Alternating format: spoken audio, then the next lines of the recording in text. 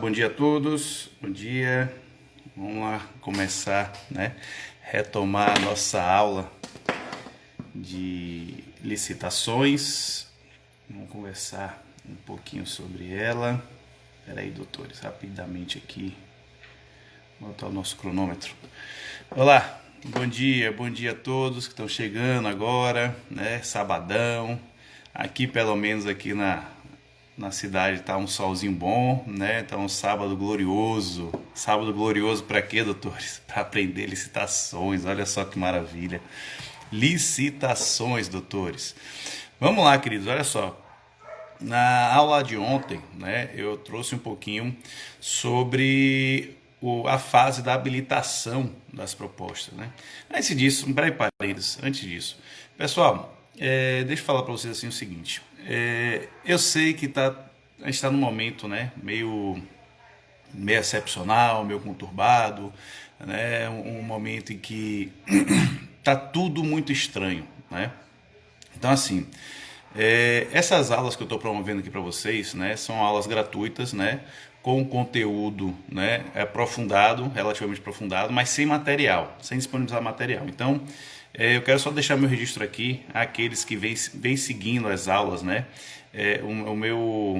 a minha gratidão a vocês, né, que vêm acompanhando, porque mais para frente, né, eu pretendo relançar esse conteúdo, mas relançar ele já com material, com e-book, né? Ou seja, trazer na realidade uma coisa um pouco mais profissional. A ideia aqui, né, basicamente, quando a gente vai... Bora, Ângelo, bom dia, meu irmão. A ideia aqui, basicamente, quando a gente vai preparando essas aulas lives, né, esse projeto aí que a gente está apresentando para vocês, aqui no Facebook o celular ficou um pouquinho aparecendo.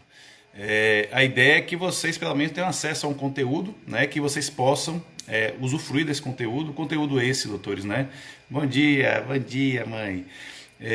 Um conteúdo que vocês possam consultar posteriormente, né? Inclusive assim, as aulas live lá no YouTube, né? Eu não carreguei ainda, acho que eu parei na aula 5 ou 6, mas em razão de eu não ter conseguido salvar a aula 6 para carregar, eu quero deixar na verdade na sequência, né, lá para vocês no canal. Então eu ver se hoje eu consigo já resolver esse problema e aí colocar todas as aulas que até então nós apresentamos aqui via Instagram e Facebook, né, a galera do Facebook está aí também acompanhando, para que a gente possa deixar lá organizado o canal do YouTube, tá? Mas de qualquer sorte, né, aqueles que estão aqui acompanhando toda manhã, né, esse momento aqui, essa é uma galera raiz, né? Uma galera que tá afim de aprender, que tá interessada, né? É uma galera que, assim, independente do que está acontecendo no entorno, está buscando conhecimento. E por que é importante buscar conhecimento nesse momento, doutores?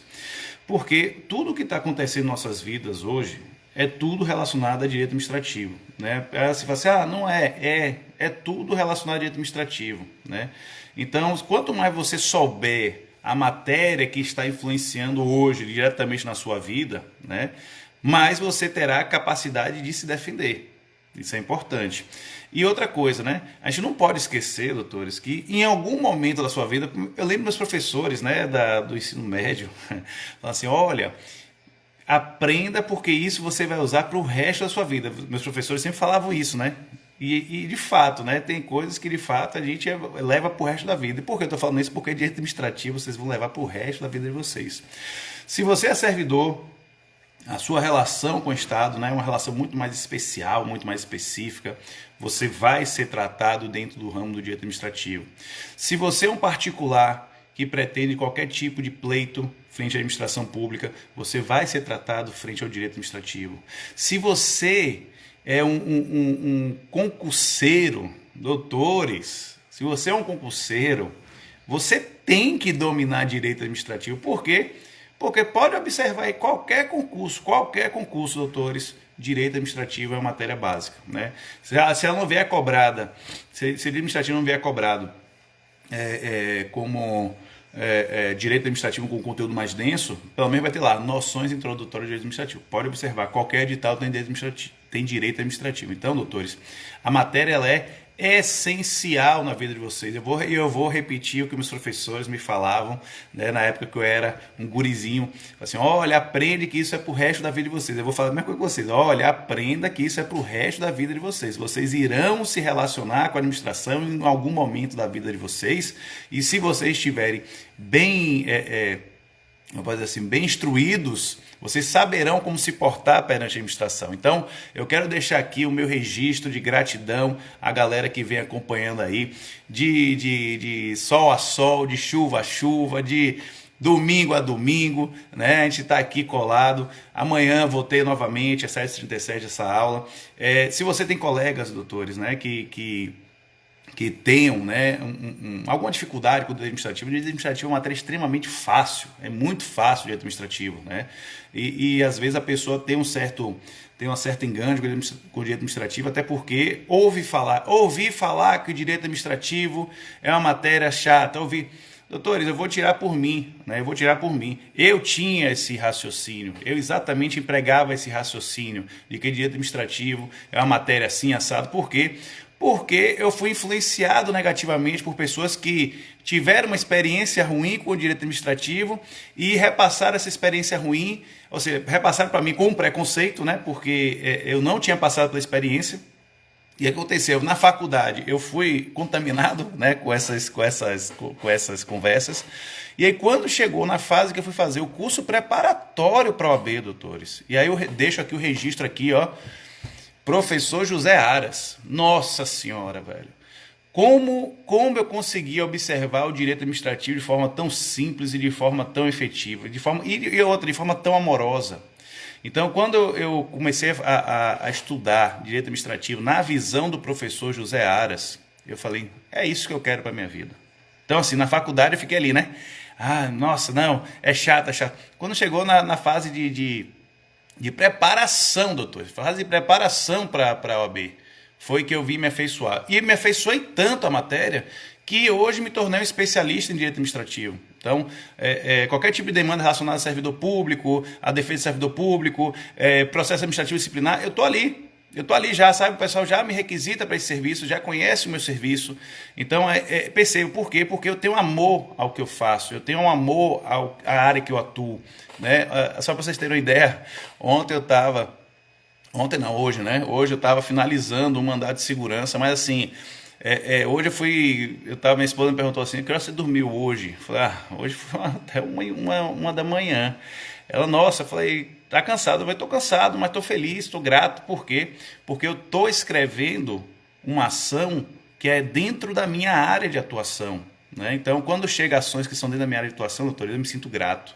Então, eu fico empolgado, eu escrevo até mais tarde, né? E aí, percebe, é a afinidade que você cria com a matéria. Então, doutores, quando vocês ouvirem falar de direito administrativo, elogiem, né? Não aumentem um preconceito com a matéria, até porque, como eu disse lá no início da nossa live, vocês precisarão se relacionar com o direito administrativo em algum momento da vida de vocês.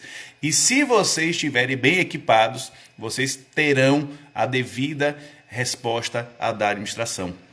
Beleza? Não se preocupe, porque assim, nós estamos aqui no curso de licitações, mas a proposta futura é nós lançarmos módulos de temas voltados ao direito administrativo, né? Ou seja, um curso completo voltado para vocês, né? Então a gente está ainda formatando como é que vai ser, né? A minha esposa, que acabou de entrar, né? A doutora Márcia Montenegro, é a minha tutora, é a minha produtora, né? Ela que está me auxiliando nesse momento, nesse mundo virtual, até porque até antes da pandemia, né? Eu confesso, eu era um verdadeiro leigo em direito administrativo, em lives no Instagram, doutores, né? Então, eu agradeço aqui, também deixo o meu registro de gratidão, né, à minha querida esposa, a doutora Márcia, por me auxiliar nesse momento, até para abrir outros horizontes, né, do mundo virtual, porque até então eu não buscava uma aplicação efetiva, né? Hoje eu estou buscando aplicação efetiva, inclusive com propostas futuras, né, de lançarmos cursos voltados à área do administrativo, cursos voltados ao pessoal que vai fazer OAB, cursos voltados aos advogados para atuações práticas, né, dentro da advocacia, o pessoal que quer se inserir aí no administrativo. É uma área maravilhosa para quem quer advogar. Então, eu agradeço, então vou deixar aqui também meu registro, minha gratidão a todos vocês que me acompanham diariamente, desde o início ali das aulas do projeto, das aulas live, né, que tratam sobre administrativo. Então, doutores, vamos ao que interessa. E o que interessa hoje, doutores, o que interessa hoje é procedimento licitatório. Na aula de ontem, nós conversamos sobre a fase da habilitação, mostramos a importância dessa fase para a empresa, conversamos, né, a respeito do que é preciso para que uma empresa venha a se qualificar, venha a se habilitar para que possa concorrer a qualquer certame público. E aí, doutores, nós falamos do registro cadastral, por exemplo, né, que a empresa, inclusive, ela pode já facilitar a vida dela se ela já tiver um devido registro cadastral perante o órgão licitante, ou seja, o nosso principal registro cadastral que nós temos no país, registro esse que é aceito por diversos entes públicos, é o SICAF, que é um sistema federal, né? Ou seja, você se cadastra lá no site, envia toda a sua documentação, né? E aí o sistema de cadastramento federal ele observa a documentação que foi apresentada e dá o quê? E o que é que ele emite, doutores? Uma certidão de regularidade. Com essa certidão de regularidade que você recebe, lá inclusive nessa certidão vai sair todos o cumprimento dos itens, né, do edital, você poderá participar de qualquer licitação, beleza? Só será relegado o SICAF se o órgão licitante tiver um cadastramento próprio, ao qual ele, inclusive, indique esse cadastramento para que possa vir a validar a sua participação. Mas aí falamos então da habilitação, foi uma aula inteira só falando de habilitação, doutores. Observamos, né, a previsão de recurso administrativo, quais os fundamentos do recurso administrativo, e hoje vamos falar da fase posterior à habilitação. Que fase é essa, doutores? A fase da classificação. Olha só que interessante, doutores. Quando eu estou falando de fase de classificação, é importante nos atermos a algumas situações. Professor, o que é que a gente vai fazer nessa fase aqui? Vamos analisar propostas. A fase de classificação é a fase em que haverá o julgamento das propostas, doutores. E percebam, professor, e de que forma se dará o julgamento dessa proposta? Quem assistiu às aulas anteriores vai saber que o critério de julgamento a ser utilizado por uma comissão ou pelo pregoeiro é o tipo de licitação ao qual aquela modalidade estará inserida. Então, nós estamos observando que nós temos as modalidades licitatórias, que são os procedimentos, que nós estamos, inclusive, agora... como é que chama, Deus? Esqueci a palavrinha. Destrinchando. Eu estou com a palavra na cabeça e não estava lembrando. Destrinchando o procedimento dessas modalidades. E nós temos os tipos de licitação. Os tipos de licitação, doutores, é exatamente como a administração pública virá a julgar as propostas apresentadas pelos concorrentes. Então, se é uma licitação do tipo menor preço, o que é que eu chamo a atenção de vocês? O que é que a administração busca? Menor preço. Se é do tipo técnica e preço, o cara está buscando preço com qualidade. A gente observou já que dentro das regras editalícias, né, a gente vai observar que quando a administração pública vai realizar aquisição de equipamentos de informática, a técnica e preço é obrigatória. Também temos somente a técnica, doutores. Ou seja, eu estou analisando técnica. Pô, professor, como é que eu vou analisar só técnica? Queridos, é simples. Nós já demos N exemplos. Né? Por exemplo, eu quero construir uma ponte. Eu vou pegar o melhor projeto que se aplica à ponte. Aquilo é a melhor técnica. Eu vou escolher a melhor técnica para construir uma ponte, perceberam? Então eu tenho licitações que serão julgadas conforme o seu tipo. A gente já falou também do maior lance para o leilão, menor lance para o pregão, maior desconto também para o pregão, maior desconto para o RDC. Então, doutores, percebam, a classificação, a fase de classificação que toda modalidade terá, doutores, toda modalidade terá essa fase de classificação. Essa fase, ela será, na realidade, para o quê? Critério de julgamento das propostas apresentadas. E, logicamente, se eu tenho lá o menor preço, o que é que eu vou fazer? Eu vou, ao final, né, ao final dessa fase de classificação, eu vou relacionar aqueles candidatos que passaram da fase de habilitação e vou posicionar cada proposta conforme o tipo exigido. Então, doutores, a fase de classificação é uma fase primordial para dizer o quê? Olha, é nesta fase, é exatamente nesta fase que começa o caminho da vitória para a empresa. Qual o caminho? Ó, doutores, cheguei na fase da classificação somente por uma questão técnica de proposta é que ela poderá vir a ser desclassificada. E nesse caso aqui, doutores, perceba, eu estou falando de desclassificação. Na fase da habilitação, nós temos o que? A inabilitação. Quando um concorrente sai na fase da habilitação, nós temos inabilitação. E aí nós vimos que lá vai haver, né, na modalidade de concorrência, vai haver uma hipótese de recurso administrativo, recurso esse administrativo que terá efeito suspensivo. Por quê? Porque se eu iniciar a fase da classificação, a fase da análise das propostas, eu poderei estar perdendo a oportunidade de ganhar a licitação. Então, para evitar prejuízo para aquele que saiu na fase da habilitação, o recurso entre uma fase e outra terá efeito suspensivo, beleza? O que acontece aqui, doutores, é que quando eu chego na fase de classificação, eu estou definindo quem? Quem será aquele que detém a melhor proposta? Aquele que detém a melhor proposta aqui, doutores, venham comigo. Se ele vier na ata ser classificado em primeiro, o que vai acontecer? Ele será aquela futura pessoa que terá o objeto adjudicado ao seu nome. Mas antes de adjudicar, a gente vai ver que vai ter a fase da habilitação. Mas o que eu quero chamar a atenção de vocês, doutores, é que dentro da fase da classificação ainda tem algumas coisinhas que a gente precisa conversar. Por exemplo, doutores, a gente vai observar que os editais de licitação, eles poderão criar margens de preferência para a contratação. Professor, o que é isso? Doutores, olha só, em razão lá da previsão do artigo 3º, lá nos artigos iniciais da 8666, nós temos lá a previsão de que um dos fundamentos básicos da licitação é a promoção do desenvolvimento nacional. Promoção do desenvolvimento nacional.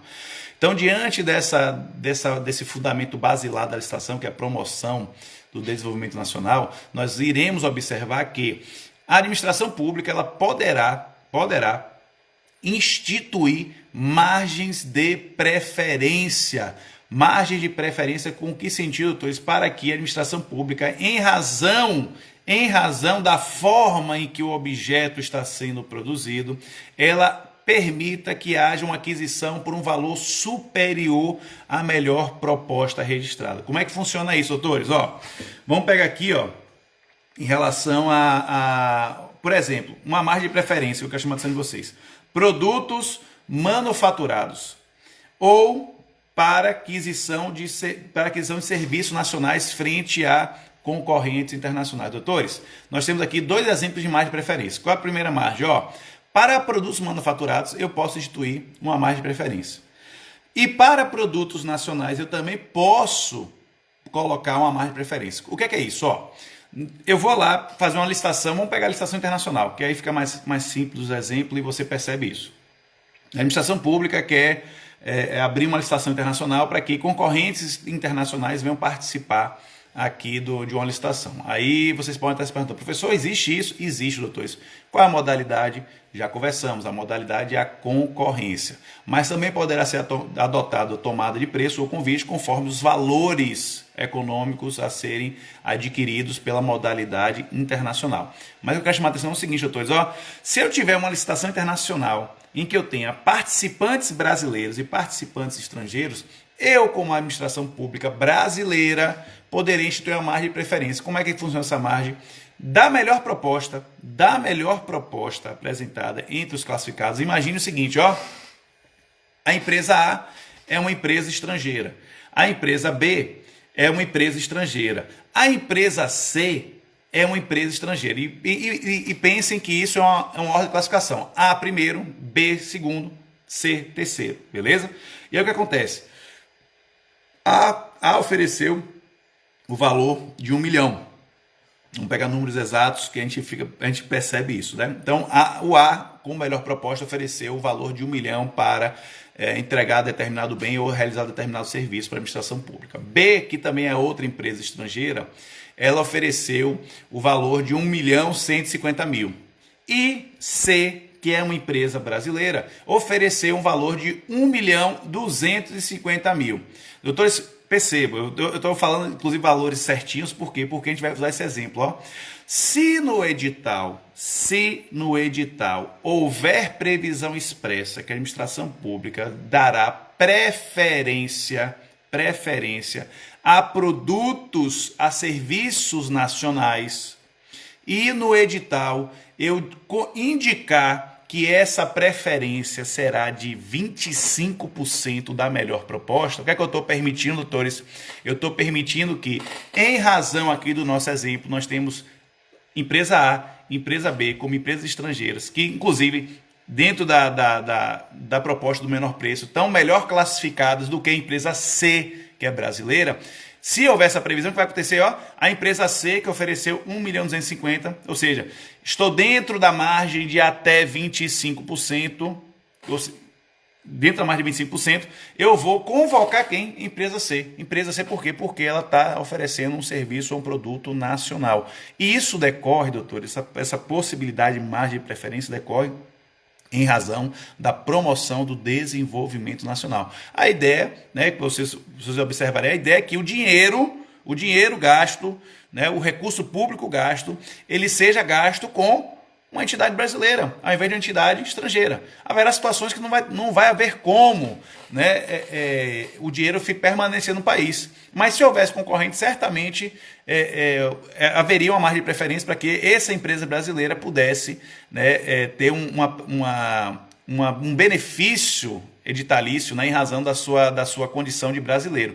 Mas eu quero chamar a atenção de vocês, doutores, ó, se houver, inclusive, as margens de preferência, né, que são instituídas em um edital, elas têm um limite. Qual é o limite, professor? O limite é de até 25%. Eu posso ter uma única margem de preferência que já coloque esse patamar de 25%. Mas eu também posso colocar margens de preferência somadas. Mas essas margens de preferência somadas também terão o quê, doutores? Que respeitar o limite de até 25%. Eu dei dois exemplos para vocês. Ó. Eu dei o exemplo de aquisição de serviços nacionais ou aquisição de produtos manufaturados. Então imagine que eu quero adquirir produto manufaturado, aí eu boto lá 10%, aquisição de serviço nacional, mais 10%, nós temos 20%, e que seja prestado por empresa que aplique o estatuto da pessoa com deficiência dentro da sua estrutura, mais 5%. O que é que eu fiz aqui? Ó? 10, 20, 5, 25%. Então, se houver margem de preferências colocadas pela administração pública, né, que ela, inclusive, tem algumas margens de preferência, inclusive indicadas pela própria lei, essas margens de preferência, doutores, somadas, só poderão chegar ao máximo de 25%. Então anotem isso aí. Eu não posso ter mais de preferência que somadas de mais que 25%. Então o limite é 25%. E em condições que busquem a promoção do desenvolvimento nacional. Maravilha. Vamos continuando, doutores. Ó, que mais nós precisamos falar aqui um pouquinho? Ó, o pessoal pode estar se perguntando assim, professor, como é que a administração pública, ela determina um valor em um edital? Como é que a administração pública, ela sabe quanto ela vai gastar no edital? Doutores, dentro da administração pública, nós temos alguns mecanismos, né, de definição de valores. Por exemplo, quando vai falar de obras públicas, né, geralmente a administração pública federal tem uma tabela que referencia os custos unitários dos itens a serem utilizados na obra, que é uma tabela que a nível federal a gente chama de SICRO, né? Sistema Informatizado de preço, é uma coisa assim de preço, tá? O Sicro, S-I-C-R-O, Sicro. E aí lá estão todos os insumos. Antigamente o Sicro ele era por região. Na região Nordeste tinha um, na região Norte tinha outro, na região Sul tinha um, na região Sudeste tinha outro, porque havia uma diferença de insumos, né, por região do país. Hoje está unificado, tem um ciclo nacional, né, mas esse ciclo nacional ainda respeita essa questão da regionalidade dos insumos. Né? Por que eu estou falando isso, doutores? Porque é com base nesse ciclo, ou seja, com esse conhecimento dos valores dos insumos, que a administração pública, quando vai realizar determinada obra, ela vai lá e fala, ó, vamos utilizar aqui não sei quanto de areia, não sei quanto de brita, e vamos falar de uma rodovia, não sei quanto de brita, não sei quanto de betume, não sei quanto de pneu, né, se for aquele asfalto verde. Enfim, doutores, percebam, a administração pública sabe quanto ela usará para realizar suas obras. Então o que ela faz? Ó, ela pega o projeto básico, lembra o projeto básico? Lembram? Projeto básico, lá na fase interna da licitação, que a administração pública vai exatamente quantificar o que ela vai gastar. Ela pega esse projeto básico, vai verificar a extensão da obra, então imagine que é uma rodovia de 50 quilômetros, né? Com mão dupla, ou e aí todo esse custo aumenta, né? Se for uma rodovia simples, né, de mão dupla, né, que por exemplo aqui o nosso BR-101, que passa aqui na Bahia, né, já em Sergipe já é duplicado, acho que na Bahia inclusive já está começando a duplicar também, chegando aqui já, mas aonde eu atualmente resido, não é duplicado ainda, é pista simples. Então, se eu tiver uma pista simples, eu tenho um valor. Agora, se eu tiver uma pista mão dupla, ó, uma indo independente, outra voltando independente, eu não tenho só 2 pistas, vou ter no mínimo 4 pistas, né? Então, o que acontece, doutores? Dentro dessa perspectiva aqui de 4 pistas, o custo vai aumentar. E aí eu vou estimar o custo através de quê? Projeto básico. O projeto básico serve exatamente para isso, para estimar custo. E a administração pública define o valor. E dentro desse valor, ela fala, ó, eu vou pagar até esse valor aqui. Então, se chegar alguém interessado em prestar o serviço, né, eu vou pagar até esse valor. Beleza, ela define um valor. E isso vai acontecer também, doutores, para bens e serviços. Ela vai definir os valores como orçamentos. Se eu vou falar lá de aquisição de papel sulfite, né, que é o papel ofício. Em algumas regiões o pessoal fala papel sulfite, em outras regiões fala papel ofício.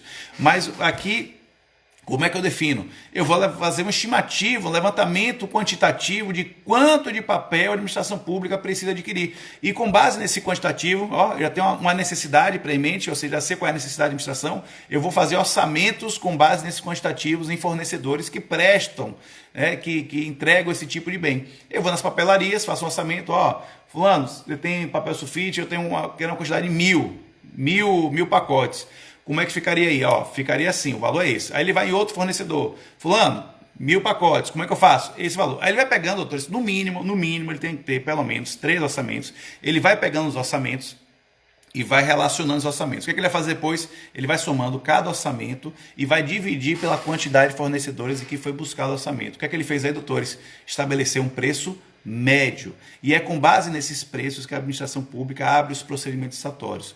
Por que eu estou falando isso, doutores? Porque nós vamos conversar um pouquinho sobre propostas manifestadamente inexequíveis. Professor, que é isso? Simples, doutores, é simples. Propostas que, dentro de uma realidade lógica para a administração pública, são propostas que não podem ser aplicadas, ou seja, que se a administração pública declarar aquele concorrente como vencedor do certame, ela vai ficar em dúvida, a administração pública fica em dúvida se ele terá condições de realizar o serviço em razão do baixo valor que ele apresentou frente ao valor médio de licitação. Então imagine vocês, a administração pública chega lá, vai fazer uma pesquisa de mercado, fala assim, ó, velho, o papel sulfite aqui para 1000 itens, sei lá, sai por 100 mil reais, né? Estou aqui, logicamente, nós estamos em caráter hipotético, doutores. Aí 100 mil reais, aí beleza, 100 mil reais, aí vem um fornecedor que vem concorrer e oferece esses 1000 pacotes de papel sulfite por 20 mil. Aí você olha assim, você comissão, 20 mil, rapaz, a gente saiu fazendo aqui, média de valor de mercado, 100 mil, o cara vem aqui com 20 mil, você não ficaria na dúvida? É aquele negócio, quando a esmola é grande, o santo não desconfia, não é isso? Não é o ditado popular que todo mundo diz? Então, é exatamente esse ditado popular que a comissão vai adotar. Ó, rapaz, de preço de referência para 20 mil, é um 80% de desconto. É possível isso, doutores? Olha só. Quando ocorrer essa situação, inclusive a própria lei ela define limites em razão assim de propostas manifestadamente execuíveis, propostas que tenham valores abaixo de 70% do valor de referência. Quando chega a 70% do valor de referência abaixo do preço de referência que a administração pública quer pagar, a comissão ela deverá verificar se é o caso de proposta execuível. Por quê, doutores? Porque nessa situação deverá ser feita uma análise da comissão sobre o que? A viabilidade econômica daquele fornecedor em prestar o serviço pelo valor acima de até 70% ou acima de 70% do valor de referência. E aí, doutores, a gente pode ter diversos casos concretos que podem ser aplicados e que podem explicar esse preço baixo. A primeira hipótese que pode gerar aí uma situação de preço inexequível é aquele fornecedor, né, que já possui os insumos, já possui os materiais em estoque, e em razão desses insumos e materiais em estoque, ele já possui tais materiais, ele já ter inclusive tirado todo o lucro em contratos anteriores, ele opta por zerar o custo desses insumos para a administração pública. Então, somente para que ele possa pegar, colocar seu maquinário, colocar o seu pessoal, e ele coloca tão somente o custo do seu pessoal, do seu maquinário, seus ele coloca, basicamente zera os insumos relacionados a aquilo que vai ser utilizado na obra. Logicamente que isso vai impactar no seu orçamento de obra. Isso vai reduzir o valor. Reduzir a tal ponto que possa levar a administração a pensar que no primeiro momento de análise, que a proposta é manifestadamente inexequível.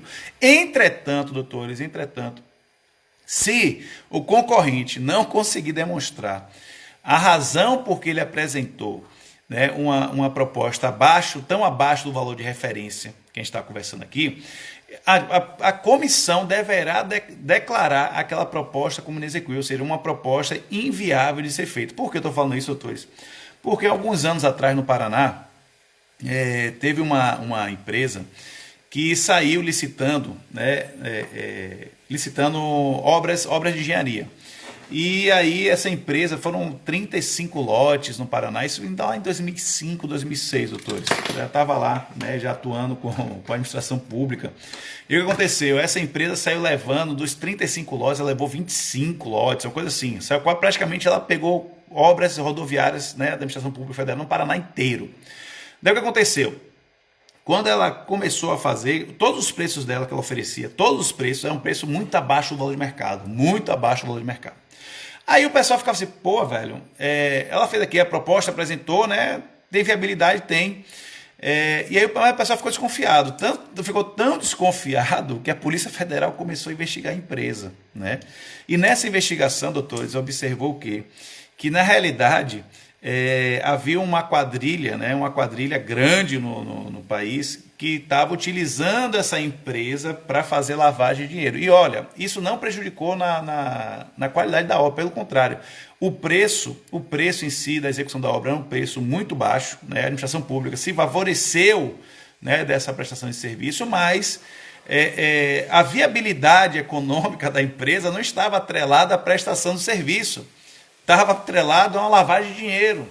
Então o que aconteceu, doutores? Todos os contratos acabaram sendo rescindidos, né, em razão dessa situação da lavagem de dinheiro, né, e aí, logicamente, aí sim, né, isso acabou impactando, né, nas obras lá na época no Paraná. Por quê? Porque eu tive 20 obras que foram paralisadas em razão de irregularidades da empresa frente à Justiça Federal, que era lavagem de dinheiro, né? Então, aí, é exatamente por isso que a administração pública deve ter cuidado no momento que ela vai selecionar as suas propostas, porque esse tipo de proposta manifestadamente execuível, ela até pode acontecer, ela até pode ser demonstrada a sua viabilidade econômica, mas com todo o cuidado que a comissão deve ter. Nesse caso aí, que aconteceu no Paraná, logicamente, né, a gente já falou da comissão. A comissão, ela tem o quê? Uma responsabilidade solidária com a administração pública. Mas lógico, doutor, numa situação dessa, né, de fraude, né, de crime mesmo, né, de crime de lavagem de dinheiro, não teria como a comissão analisar a possibilidade daquela empresa estar lavando dinheiro para assumir contratos públicos. Na realidade, foi uma investigação que foi feita pela Polícia Federal para chegar a essa conclusão, né? a essa situação. Aí ele conseguiu demonstrar como é que a empresa conseguia realizar obras por valores tão baixos. Por quê? Porque ela estava lavando dinheiro. Olha só, doutores, né?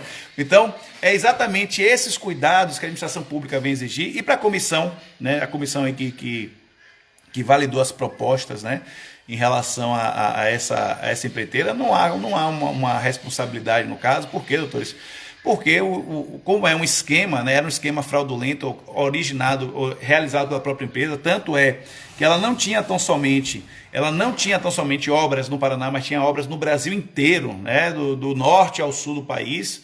Então, logicamente, né, essas comissões que tiveram que validar essas propostas dessa empresa que lavava dinheiro não foram responsabilizadas, doutores. Aí já é pedir demais também, né? A responsabilidade solidária. Mas vamos com calma, tá? Queridos, o que mais que a gente precisa falar sobre a fase de classificação, né? A gente já falou da preferência, né? As mais de preferência. Propostas que não serão aceitas, pela comissão. A gente já falou da primeira proposta, são as propostas manifestadamente inexequíveis, doutor, aquelas estão muito abaixo do valor de mercado. Mas não quer dizer necessariamente que pela proposta estar abaixo do valor de mercado, que necessariamente ela deverá ser desclassificada. Não é isso, tá? A segunda proposta, doutores, em que a comissão deverá desclassificar o concorrente é aquelas propostas que estão manifestadamente contrárias à previsão do edital. Então, eu posso ter edital que vai exigir lá um orçamento, né, com base na empreitada global. Quanto é o valor total, o custo total da obra? É isso. Né? E aí eu vou o quê? Especificando cada conteúdo dentro do orçamento. Não, velho, eu não quero uma empreitada global. Eu quero que você defina um preço por empreitada por tarefa, ou seja, por item a ser realizado. Aí você vai definir por item. Então, o que é que você precisa observar no momento em que está sendo ofertada a proposta? De que forma a sua proposta será analisada e como será a aceitabilidade da sua proposta? A aceitabilidade, doutor, logicamente estará condicionada ao próprio edital. E importante, professor, esse negócio de proposta é difícil, né? Não é não, doutores. Quem licita sabe disso, né? Quem licita sabe muito bem disso. Geralmente as comissões de licitação colocam o modelo da proposta nos seus anexos. Então basta você seguir aquele modelo ali, doutores, né? Agora, se o modelo ele tiver uma dubiedade, ou seja, ele der margem, né, para uma dúvida, aí eu que aconselho vocês, não precisa nem impugnar o edital. Você faz o quê?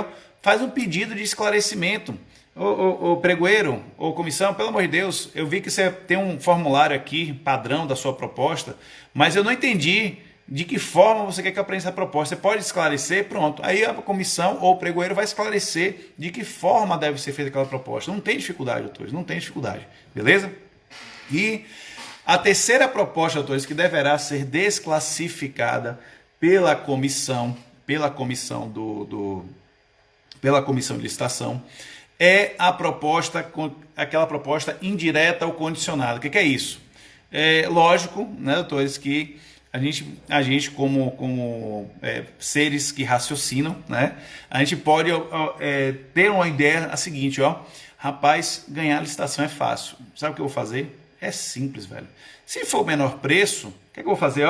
Vou pegar ali e vou colocar assim minha proposta. Vou escrever uma frasezinha. Comissão, é o seguinte: da melhor proposta apresentada, eu ofereço 5% de desconto. 5% de desconto. Pronto, você não teve trabalho, você não teve que escrever item por item do custo. Maravilha. Você faz uma frase, pega na sua proposta e fala assim: olha, o que é que eu vou fazer? eu vou colocar aqui 5% de desconto. 5% de desconto da melhor proposta. Doutores, essa proposta é válida? Não. É considerada como uma proposta indireta ou proposta incondicionada. Se fosse assim, doutores, todo mundo iria apresentar, né? Imagine aí o caos que seria, todo mundo apresentando, né? Olha, da melhor proposta 5%. Aí você olha assim, todo mundo apresentou isso. Como é que eu vou validar a proposta? Impossível validação de proposta, doutores. Então, essa proposta indireta ou condicionada, ela não é aceita como proposta para ser validada na fase de classificação. Vai acontecer que, se você fez isso, né, como uma proposta, já lhe informo, né, e lamento que você perdeu a oportunidade de contratar com a administração pública. Beleza? Queridos, a proposta do exequível, onde é que ela está prevista, doutores? Prevista no artigo 44, tá? E a proposta indireta e condicionada também no artigo 44. O artigo 44 da onde, professor? 8666. Dá uma lida no artigo 44, que vocês vão ter, inclusive, o que é a proposta manifestadamente exequível e a proposta indireta ou condicionada. Tranquilo? Vamos lá, doutores, ó.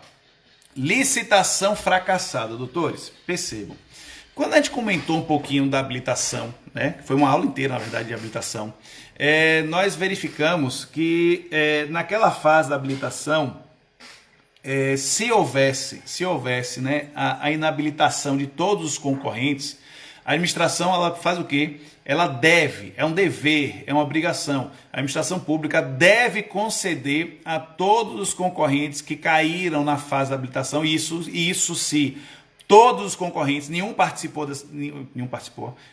foi aprovado nessa fase. Ou seja, imagine que eu tenho 15 concorrentes, os 15 saíram na fase de habilitação, não tem ninguém que salvou, maravilha, o que a administração faz? Vamos tentar salvar o procedimento licitatório, porque reabrir tudo de novo, né, vai dar trabalho. Então vamos tentar salvar o procedimento? Vamos tentar salvar o procedimento. Como é que a administração faz? Em razão da inabilitação total de todos os concorrentes, vou conceder um prazo comum esse fixado em 8 dias úteis. Esse prazo comum, doutores, fixado em 8 dias úteis, ele será utilizado para quê? Para que você que foi inabilitado lá naquela fase, você possa reorganizar a sua documentação da empresa e entregar um novo envelope de habilitação, né? Ou realizar os procedimentos para regularizar a sua habilitação perante um órgão cadastral, enfim. O que eu quero chamar a atenção, doutores, é que isso também se repetirá na fase. Vocês estão ouvindo aí? Tem um monte de como é que chama, Deus? Saqué, o pessoal chama de saqué, galinha da Angola, gritando aqui na frente de casa. Né? É a plateia que está aqui na frente aqui de casa. Mas, o que eu quero chamar a atenção é o seguinte, que na fase da classificação, doutores, e esse mesmo procedimento se repetirá se todos os concorrentes eles vierem também a ser desclassificados em razão de problemas relacionados às suas propostas. Ou seja, a administração pública deve, doutores, lhes conceder também um igual prazo de 8 dias úteis para que possam efetivamente apresentar novas propostas. E quando eu falo deve, doutores, tome cuidado, viu?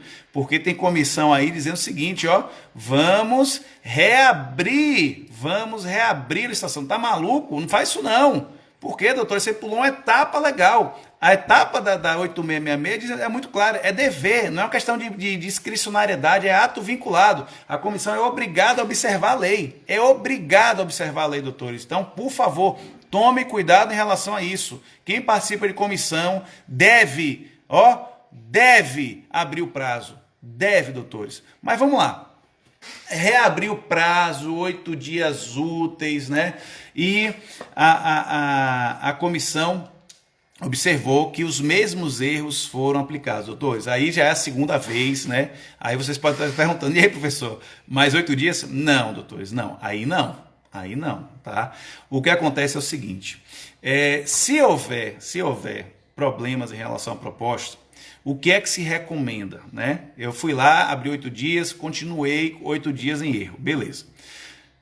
Tem 2 caminhos, doutores. Eu posso reiniciar a licitação, reabrir a licitação, ou seja, republicar o edital, tudo bonitinho, que aí inclusive eu recomendo que se faça dessa forma, porque demonstra que a administração pública tentou mais uma vez contratar o objeto através do procedimento licitatório, através de um regime de concorrência na licitação. E depois dessa segunda tentativa, resultar novamente nos mesmos problemas, doutores, o que é que a administração pública pode fazer, doutores? Declarar a licitação como fracassada. Declarar a licitação como fracassada. Então, doutores, estamos falando um pouquinho de licitação fracassada, que é aquela licitação em que, feito o procedimento licitatório, não se encontra um licitante capaz de atender as especificidades do edital, republicado esse edital, o problema permanece. Então eu vou declarar o seguinte, ó, eu como comissão declaro, faço uma ata de que a licitação foi fracassada, e a declaração de licitação fracassada permitirá, doutores, dentro daquele processo licitatório, que a autoridade competente faça um processo de dispensa. Um processo de dispensa de licitação, doutores. Inclusive é uma hipótese, né? É uma hipótese que vocês vão olhar lá no artigo 24, inciso 7 da 8666. Artigo 24, inciso 7 da 8666. Leiam de forma acumulada com o artigo 48 da Lei de Licitações. Mas a hipótese de licitação fracassada está prevista de forma específica no artigo 24, parágrafo, inciso 7. Beleza, doutores? Vamos lá. Queridos, senhora Irani está fazendo a solicitação de vídeo. Quer participar, minha querida? Se quiser, eu abro aqui o vídeo para ti. Só dá um ok aí se quer participar, se não quer, porque às vezes o pessoal clica ali sem querer, né, para fazer a solicitação, e daí, quando eu chamo, o pessoal cai fora. Você quer participar, Irene? Só dá um legal aí. Só dá um legal que eu abro aqui a tela contigo. Beleza? Eu vou guardar a sua resposta. Vamos lá, doutores. Então, fiquem atentos a isso, doutores, que a licitação fracassada quer participar. Então, vamos lá. Vamos abrir a tela. Bom dia.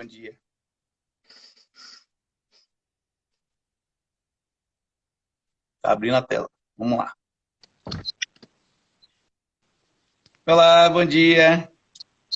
Bom dia. Tudo bem, Sereni? Diga, minha querida. Tudo bom? Tudo bem, tudo bem. Você tem alguma dúvida? Conta aí pra gente. Não, por enquanto eu só quero ficar assistindo. Qualquer coisa eu falo. Tá bom. Então, vamos continuar nossa aula. Um abraço. Tchau, tchau.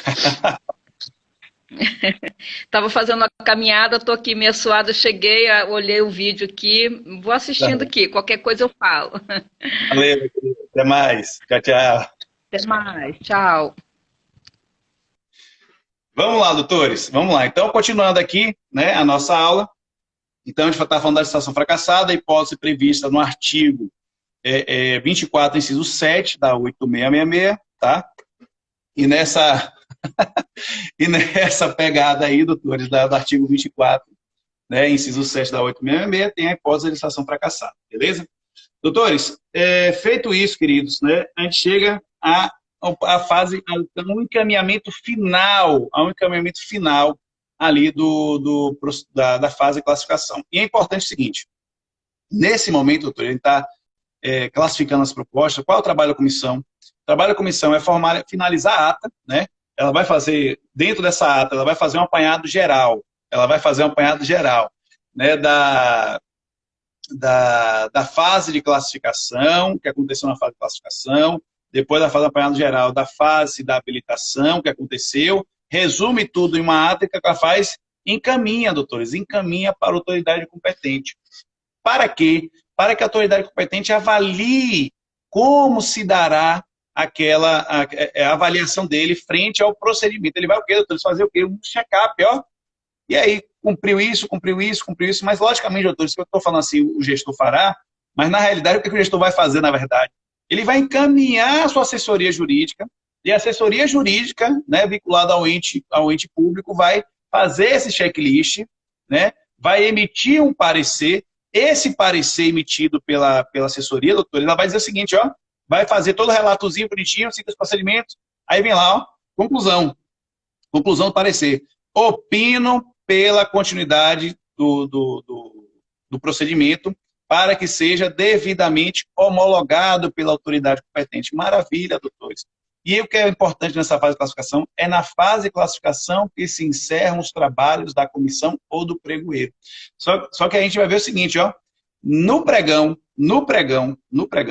quando o pregoeiro encerra a fase dele de trabalho, ele já vai adjudicar o objeto, ele já vai declarar quem foi o vencedor. E quando chega esse processo lá na mão da autoridade competente, ela vai ter só o trabalho de quê? Só vai ter tão somente o trabalho de homologar o resultado. Logicamente, antes de homologar, com esse checklist do que foi feito naquele pregão. Tá?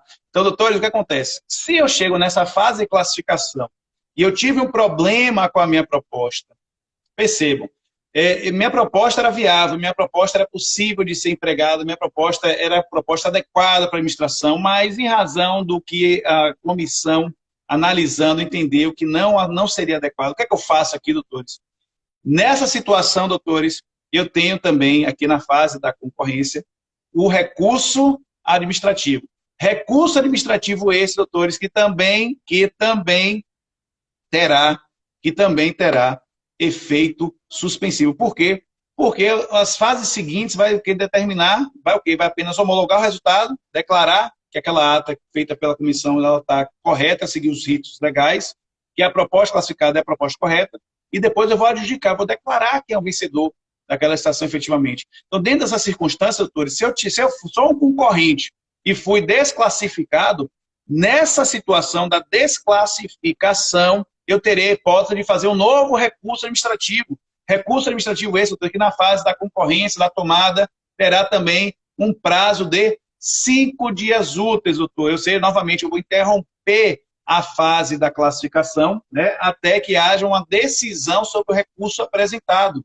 Perceberam, doutores, toda a burocracia de um procedimento licitatório? Então, por isso que, às vezes, o procedimento licitatório demora para ser finalizado, né? E o que acontece aqui, eu quero chamar a atenção de vocês. Esse prazo de recurso administrativo, né, de 5 dias úteis, para o convite, esse prazo será reduzido para 2 dias úteis. Então, se a gente estiver falando da modalidade convite, de forma específica, modalidade convite, nesse caso, o procedimento do recurso, ele terá um prazo de até 2 dias úteis da decisão, professor, conta da onde? Da decisão da comissão, logicamente, né? Você tomou ciência da decisão da comissão, que lhe desclassificou, a partir daquele momento, subtrai-se o dia de início, inclui-se o dia do final do prazo. 5 dias úteis. Beleza, doutores? Queridos, em relação lá àquela hipótese, né, que a gente falou do dever da administração pública de efetivamente conceder o prazo de 8 dias úteis para que os concorrentes possam reapresentar os seus documentos de classificação. No convite também, esse prazo será menor, será um prazo de 3 dias úteis. Fique com essa informação, beleza? Queridos, uma observação, né, importante, quando a gente vai fazer, a gente observou, né, você pode até gerar essa dúvida, a gente observou que quando chega na fase da habilitação, a gente observou que se houver a inabilitação de todos os concorrentes, a gente abre 8 dias, né, 8 dias úteis, para que todo mundo refaça a documentação e posteriormente esse refazimento dessa documentação, eu analiso novamente, tá? Se dessa nova análise houver os mesmos problemas, ocorrerem os mesmos problemas, nesse ponto 2, eu não poderei declarar a licitação como fracassada. Por quê? Porque há pessoas interessadas. Aí a recomendação é que refaça o procedimento. E se novamente se repetir, doutores, novamente, eu não poderei declarar a licitação como fracassada. Agora, quando nós chegamos à fase da classificação das propostas, se esse problema se repete por 2 vezes na fase da classificação, aí sim eu tenho o elemento para declarar a licitação como fracassada. Beleza? Então, fiquem atentos a isso. E, finalizando, o trabalho aqui, então, da comissão, é a fase que finaliza esse trabalho da comissão. A comissão manda o relatório lá, né, a ata para a autoridade competente, para verificar se ela vai homologar ou não o resultado. Ela pode homologar, ela pode revogar e ela pode anular, beleza? Então fique atentos a isso. E aí, doutor, chegamos à fase da homologação.